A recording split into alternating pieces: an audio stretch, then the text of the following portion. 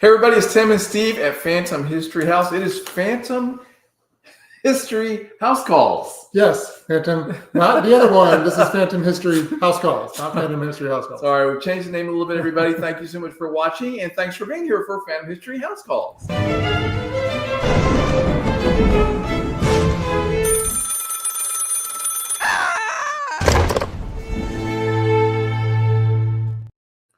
All right, so thank you so much for watching, and if you're watching, comment and let us know where you are. Yeah, it's been busy around here. Since we have kind of transitioned into this travel thing, we've actually had a chance to go to Tallahassee, where we were able to check out some really cool places, which we're going to talk about in a minute. But I've been up to some other things too. You did an investigation, and I did not. By the way, I have to say that we are not in the usual chairs tonight, and my chair is really taller than yours. I didn't realize, so I look. For the first time ever on one of these, I look taller than you, but I am not, everybody. So I'm trying not to slouch so that I can stay, whatever it works. But you did an investigation. I did. So a group of friends of mine and I, led by Ginger Tartarzewski, who was my co-tour guide over at the Ultimar Ghost Tour, went to the May Stringer House in Brooksville, which is about 45 minutes or so north of us. And we were there from 8 o'clock in the evening until about midnight doing an investigation on all 4 floors of this place. It was so much fun. Yeah, we had driven by it before, so I had seen the building in person, but I've never been inside, of course. And I left that to you and the professionals. But how many people were in the group that did the investigation? There was 10 of us, and we actually went for Vincent's 16th birthday. So he was the youngest one on the group, and you have to be 16 years old to do this investigation. And really what they do is you walk into this historic house that dates back to the 1840s. They give you the history, they give you the lay of the land, they tell you a couple ghost stories, and they just tell you to go and explore. There's really no places you can't go. If a door is locked, you can't go in there, but other than that, the place is yours. Okay. So I actually took some time I haven't listed all my evidence yet, so I don't know if I've caught any EVPs, but I sat in the attic, had some conversations with an empty room, allegedly, hoping to catch something. But downstairs, we got a lot in the old clinic room. It used to be a doctor's space. So there was a lot of really cool, weird things that happened down there too, with like things lighting up and EVP meters and all that stuff. So what's it like inside? It's like the Phantom History House, we were trying to be Victorian. Does it have that kind of feel, or what does it feel like? 100% Victorian, but not as well kept, I guess. I mean, it's a historic home. It dates back to 1843, so it is really, really old. You can feel like some of the rooms are slanted because the house had started to settle and they had to prop it up. Interesting. So it feels like you're back in the 1840s, which is cool. But yeah, thank you to Ginger for setting us up for us. And my goal is to have some of that group on one of these house calls coming up. Absolutely. So we want to talk about the format that's coming up soon? Absolutely. Okay, so we are going to do investigation kind of journalism. How would you describe it? Yeah, I think investigative journalism is a good way to phrase it. Think of it as inside edition for the paranormal world. Oh, I like that. So we are going to choose one location. You're going to talk to a historian about that. And then we're also going to have investigators who've investigated the same location, share some of their evidence and talk through their investigation stuff. Yeah, so if you are a paranormal investigator or a historian who's watching this and you have some ideas for us for future shows, please let us know. Give us a call or email us at info@phantomhistory.com. Because we're building out our schedule, and we already have the first one scheduled for mid-April, and we're hoping to move forward from there. Absolutely. And of course, you can always reach out to us on all the socials. You're the one handling all that. You're doing a great job with all that. Thank you. Yeah, you can always find us. Okay, so we're ready to start talking about what we're doing tonight? Absolutely. And of course, say hi in the comments and let us know where you're watching from as well. Yeah, so as we are moving forward on our next adventures, one of the things we talked about was going able to travel, going places, visiting these locations in person, and then doing some videos and live things and all kinds of stuff from there. And we were there. We did one this past weekend before. Yeah, last week we were in Tallahassee. I actually, in all honesty, was up there for the day job. We went up there for a couple of days, and we took some time after my day job work was done to do some exploring and to kind of see what we could find. And there was like tons of historic, weird locations right around us. Yeah, well, of course, there's in any city that's been around a really long time like that, there's always lots of history. Yeah. And then, of course, usually lots of paranormal stories that go along with that history. And Tallahassee was a beautiful place. I had been there years ago just to go to FSU to something on campus. But this was the first time I went along just sort of for fun and to relax. And I had the whole day you were working, I could just sort of explore the city. So I had it pretty good. Yeah, but of course, before my day job work started, we did find the historic cemetery, which was 3 blocks away from our hotel. Yeah, we did that the first night as we were wandering around. Yeah, beautiful, very well kept, just gorgeous. Yeah, and not only was it beautiful, it was old. It dated back to what was it, 1829, I think it was. Well, I think you say it in the video. I think so too. But yes, it's been around for a really long time, and it's where a lot of the original Tallahassee people are actually buried. But we went there because I wanted to learn about the White Witch of Tallahassee, which is where I think we should start. Okay, sure. Yeah, if you're good with that. So we'll watch the clip real quick, and then we'll talk a little bit more about Bessie or Elizabeth Bud Graham, who went by Bessie. Right. So what we're going to be doing tonight is a little bit of what we will be doing in our show that we're going to be updating coming up in April, where we're going to be talking about and showing clips from places that we have been or that someone else has been. So let's hear about this. Local legend says that there's a spirit of a young woman who is often spotted near the base of this large obelisk sobbing. And it's said that that spirit is likely the spirit of Bessie Bud Graham, who was buried here in 1889. She died at the young age of 23 and was a wife and a mother, and had only been married 2 years before she died of what we suspect is heart disease.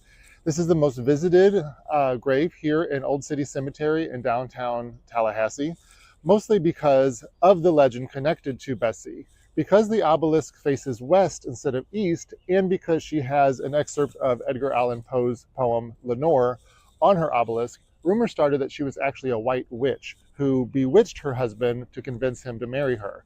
However, there is no documentation that says that Bessie was actually involved in any kind of witchcraft, and the poem Lenore does describe the loss of a young woman. So it makes sense that that would be the epitaph here on her gravestone. Old City Cemetery was founded in 1829, and it is the final resting place of not only Bessie, but of Civil War soldiers from both sides of the conflict, as well as some former governors and enslaved people. It is extremely well kept. It is right in the heart of Tallahassee, and Bessie's grave is the most visited grave here, and you can tell by the trinkets and memorials that are left here graveside.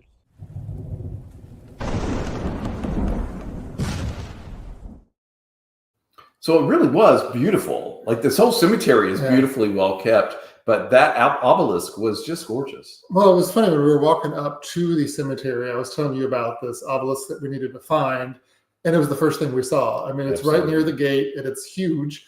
And like I said in the video, it's facing the opposite direction of a majority of the graves there. Right. So the entrance to the cemetery is on the eastern end. And so the gates open, and basically all of the gravestones are facing toward, every one of them are facing towards you as you walk in. I guess is that true for cemeteries? They also tend to have the entrance facing east or coming in from the east? Well, I don't know. I tried to research that because everything I read talked about how this was against the Christian tradition. But I've been in the fact that hers was facing west, right? Yeah. But like I know where some of my family is buried in Missouri, it's facing south because that's just how the hill lays. So I don't know. Right. But back then it may have been very. Well, and it didn't seem very fair to me because it was right there at the front side. So if you were thinking of placing it, it's basically got its back to the fence facing into the cemetery. So architecturally, it seemed logical that it would face that way. But there were plenty of other graves right there that were still facing east. So it was contrary to the rest of the cemetery. Well, and everybody likes a good conspiracy theory. And I think that, you got to think back. This was in the late 1800s. Like there aren't any today, but anyway. Yeah, this young woman passes away, and she's young. Her husband's a little bit older than her. She dies at a young age, so she was a fan of Edgar Allan Poe, so she kind of had that dark side too. And she was born in October, so there's all these things that piece together that when the obelisk was facing the other way, obviously she had to be a white witch, meaning she was, like the Wizard of Oz, she was a good witch. So she used potions and incantations allegedly. For good. So that's what white witch means, is a good witch, not white as in the race. Correct. She used energy in a positive way. Okay. Allegedly. But again, then she's still very controversial just because she's perhaps a witch at all? I don't think she was controversial. I just think she gained popularity. Okay. The grave that I read had never been desecrated or vandalized in any way. But a lot of people who practice witchcraft do go to the grave and leave trinkets and things as well. There were things there. There were things there, yeah. And you could tell that some of the flowers had just been placed. Yeah, it was very recent things that have been sent there. So that was lovely. And I enjoyed seeing it. It was beautiful. I did too. And another interesting thing is on the top was a fleur-de-lis instead of like a cross, which is another part of what kind of fed into all that conspiracy theory too. But poor Bessie, died of heart disease at age 23. They suspect, I don't know, at 23 how you get heart disease or how they knew it was that long ago, but that's what everything I read about. Well, maybe heart disease then also might have meant some sort of heart defect or something. Yeah, we don't know. Yeah, we don't know. But she complained of some pain one night, and within like hours, she was gone. Wow. So she died very, very quickly, which is very sad. And she did leave behind her husband as well as, I believe, 2 young children. Oh gosh. Okay. Yeah, but she's still living on with that massive obelisk of people visiting that grave. But I do think that the cemetery itself was absolutely beautiful, and there were these all over Tallahassee. There's these huge, giant southern trees with all the moss hanging in them. In fact, I have a short clip of this. See in this tree all the beautiful moss, and it's just there's these giant trees all throughout the cemetery, and really all throughout Tallahassee. It's incredibly beautiful. So just you can see how well kept the grounds are. The grass is really well cured, and I was just very impressed with Tallahassee taking care of the beautiful space. Well, and what I love is it's like right by the colleges and the universities. Yeah. I mean, it's all. I mean, they have to walk past it to get to classes and get to dorms. And there was a fraternity or sorority right around the corner. Yeah, we were there on spring break, so it was very quiet. So yeah, nobody was a ghost town over there. We didn't get to see anything, and I was actually going to spend some time wandering around the campus, but it was so dead, I decided not to. And just congrats, took a really long nap. Calling it a ghost town. That's perfect. So right on theme. So do you want to talk about the cemetery itself? You have a clip about it? Yeah, we did. We talked a little bit about it in the previous clip, but we did walk a little bit further in and provide a little bit more context. So you can check it out. Let's watch that now. Everybody comment and let us know where you're watching from. That's the same clip I just showed. So you know what I'm going to do now is I'm actually going to put on my glasses because we're set up in a little bit different way tonight. And here it is. Sorry, everybody. This is Old City Cemetery in downtown Tallahassee, Florida. It opened in 1829, and as you can see, it is expansive, and it has a ton of final resting places here, not only for former governors and their first ladies, but as well as for the founders of Tallahassee and enslaved peoples. This, like I said, it did open in 1829, and it is extremely well kept. And it was originally built outside of the outskirts of Tallahassee, but as Tallahassee grew, it actually grew around this cemetery, which is now a historical location. It is extremely well kept, and there are graves of all types and all eras. The oldest one that we found today is from the 1850s, but I know that there are a few older than that as well.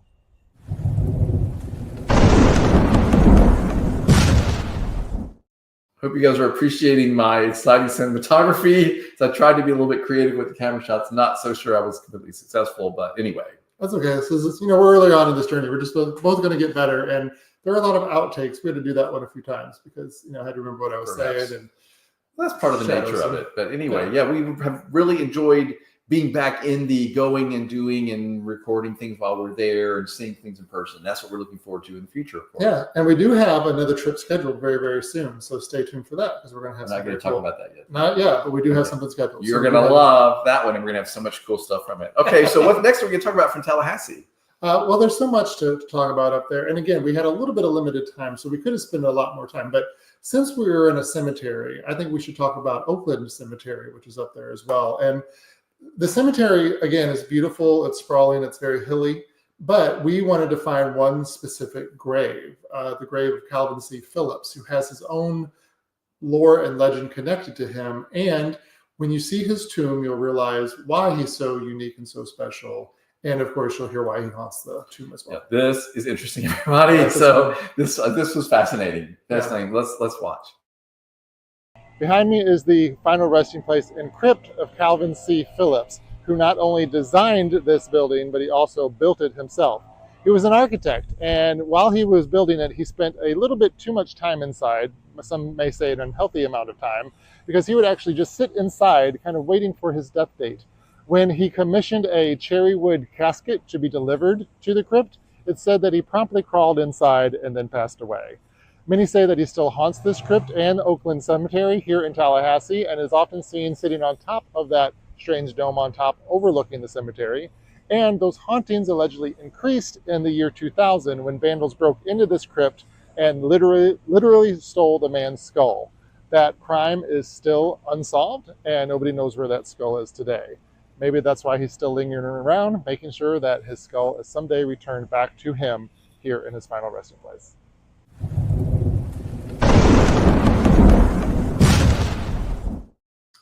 I love that story. Okay, there's a lot to unpack there. So the skull is missing and supposedly stolen. Yeah, no, there's actual police reports of somebody breaking into that tomb in 2000, and that's created the crypt a little bit, but did take his skull or what was left of it. Yeah, very interesting kind of guy. And I mean, imagine being so in love with it, you would just spend time hanging out in it while you're alive. Well, it had its own. He had his own Edgar Allan Poe vibe when I was researching him. You know, it's kind of like he was so obsessed with death. I mean, he had a family, so it's not like he was lonely and forlorn or whatever.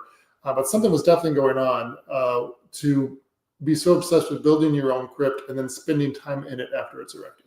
And then supposedly, as soon as his coffin was constructed, he lays in and dies. Yeah, I don't know if that part's true. That might be more really far-fetched, but who knows? I mean, the guy was very unusual. Yeah, and I mean, this was 1919, so there's a while ago, you know, not ancient history, but a long time ago.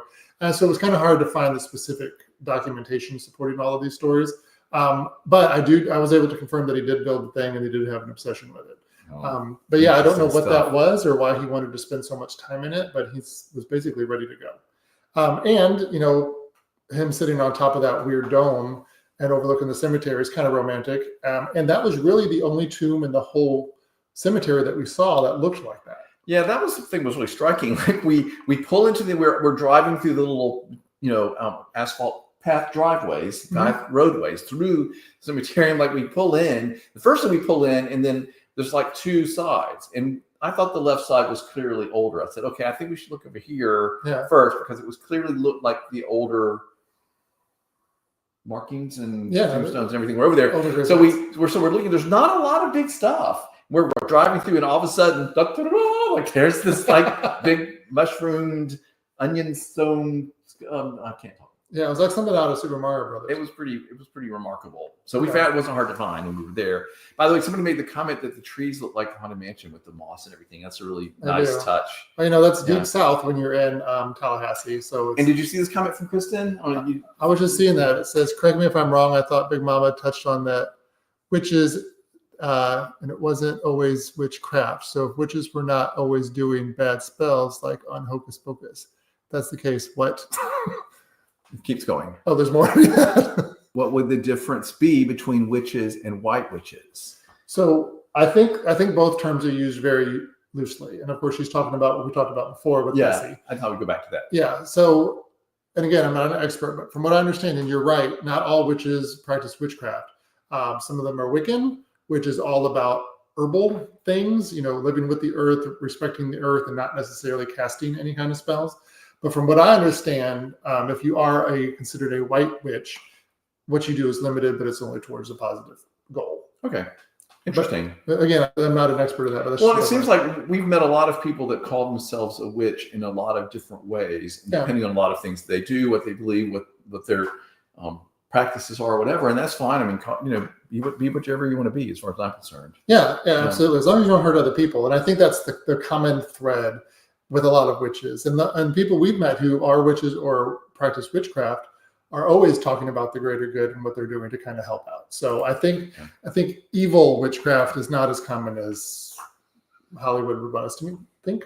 Maybe? Well, you know, it makes for good movies. Yeah, so I was excited. Lots of scary, dramatic stuff going on. Yeah. So, all right, so everybody, we are talking about a trip we made recently to Tallahassee.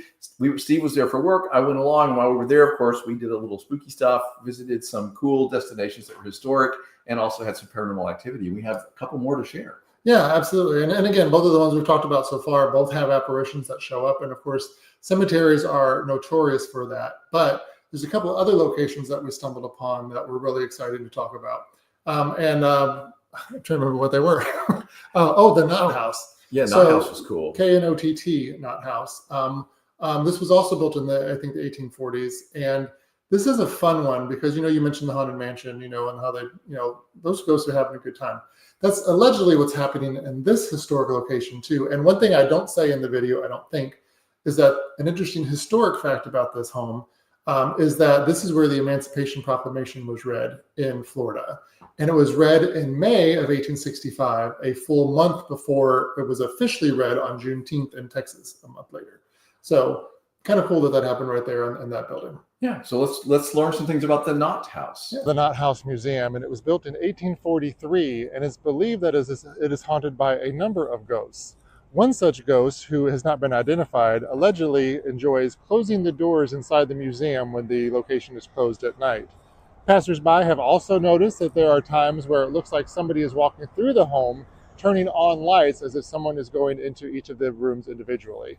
And probably the most fun haunting here is that there is a china cabinet inside that some of the workers here say will unlatch on its own and open itself up to visitors, as if one of the former women of the house is offering some afternoon tea.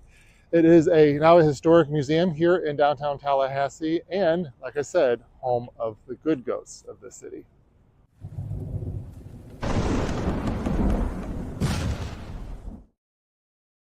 So the moniker is the home of the good ghosts. Yeah, right? yeah, they probably call themselves that. They are a museum now. While we were there, we weren't able to get in. They were closed. But there's also, and I didn't include this in the video because we didn't get to see it for ourselves. Allegedly, there is a photograph on display inside that some guests took where a apparition actually is present. And they proudly display that and say this is one of their good ghosts. I believe it's a female spirit that they see.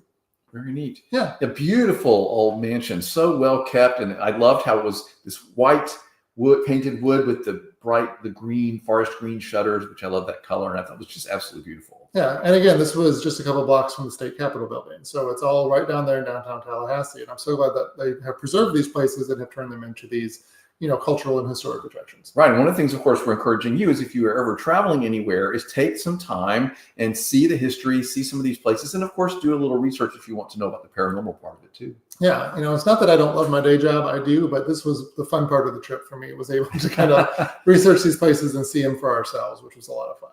Yeah, and if you're watching, please comment, ask questions, let us know where you're watching from. We're giving you a taste of what we're going to be doing in the future, which is going to these wonderful cities, historic places, and creating some content that you can find on social media, and which will also be a part of these shows. Yeah, absolutely. And I'm already getting some feedback of where to go and what we should check out. So, and just because we've been to a place doesn't mean we can't go back and do some more research and learn a little bit more. I know there's a ton more in Tallahassee for us to view. Absolutely. Yeah. Probably end up there again. Yeah. So there's one more clip for us to talk about that we discovered while we were there. Yes. So this next place. By the way, before we start, should we mention the fantastic food we had? Yes.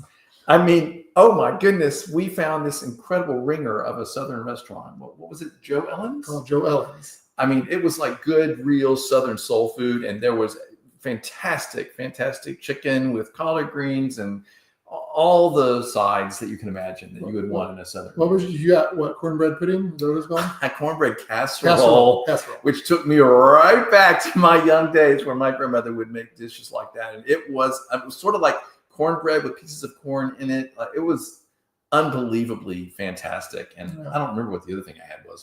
Mac and cheese. Yeah. Because I had some of yours too.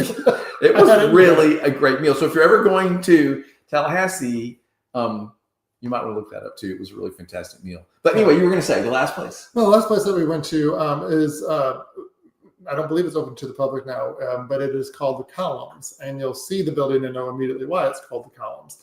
And everything I researched about this location says that every ghost tour in Tallahassee stops at this location. And the local legend around it makes sense on why that would be. So here's a quick look at what is called and has been called the Columns for more than 100 years. The building behind me is called the Columns here in downtown Tallahassee, Florida, and it is paranormally famous because of the spirit of Rebecca, who is said to be the widow of a Civil War general who is still seen roaming the grounds today. While there's no official record of anybody named Rebecca or a general matching her last name here in Tallahassee, there is a report of a custodian here who was working one misty morning who saw the spirit of a woman in period clothing enter into one of the basement doors, make her way up to the first floor, and then up to the second floor before she disappeared.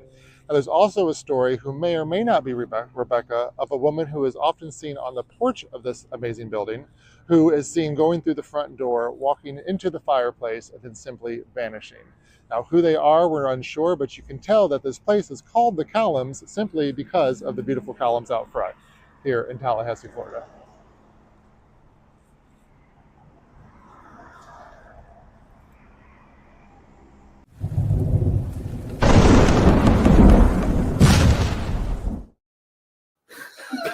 Okay, we didn't edit the end of that very well, but I don't know if you can tell from the video, but this was a 4-story house because unlike where we live, there were a lot of hills. It was really interesting. Lots of hills in Tallahassee because it's much more north in the state. Yep. And this, John, you saw the 3 top stories. There was another basement story down below. It was really a beautiful, beautiful mansion. Yeah, and that's, where, of course, some of the hauntings happen is in the basement, and this woman makes her way up the steps.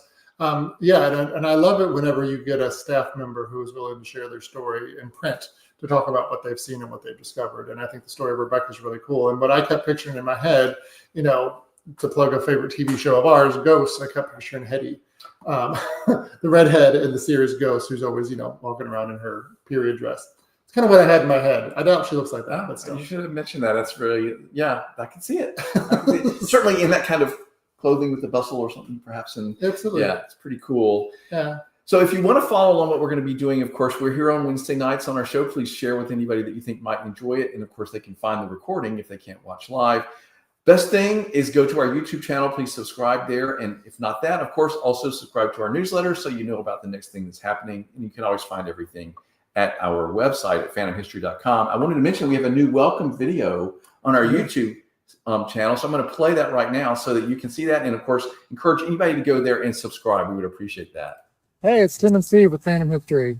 Join us as we visit haunted locations, both famous and off the beaten path. You can follow us on all of our social media and subscribe to our YouTube channel as we travel and meet paranormal investigators and historians through interviews as well as on-site interviews at historic locations. There are 2 podcasts, a live Wednesday night show. We hope you subscribe on YouTube and visit phantomhistory.com to follow all of our adventures. See you soon.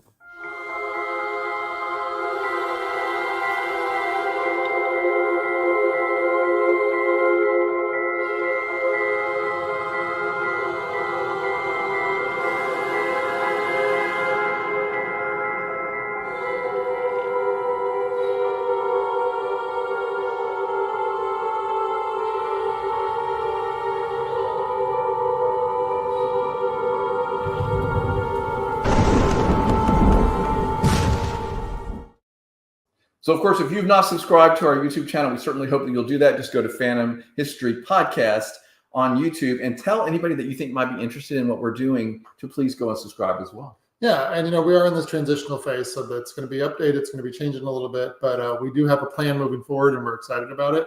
We are still in Tampa, but we are going to be relocating soon, we hope. So we'll continue to keep people updated on that as well. So what is Kristen asking? Is a phantom behind the camera recording y'all?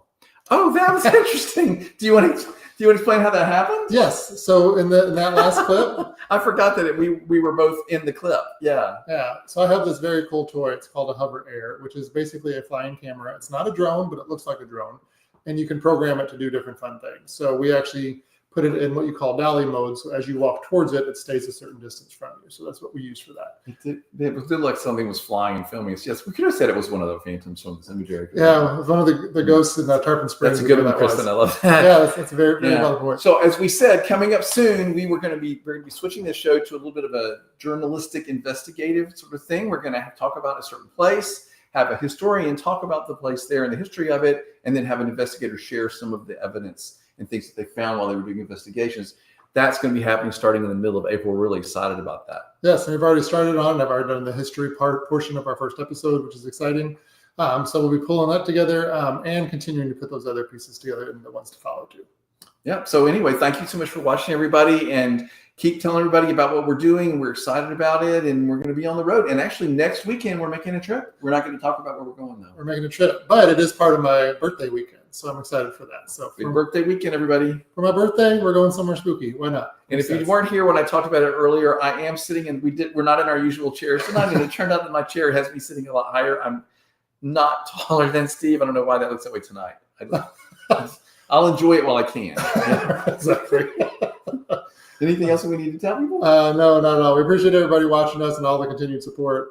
We will see you out and about, I am sure. Yeah, and hope to see you here next Wednesday night. Thanks so much for watching, everybody. Bye. Appreciate it.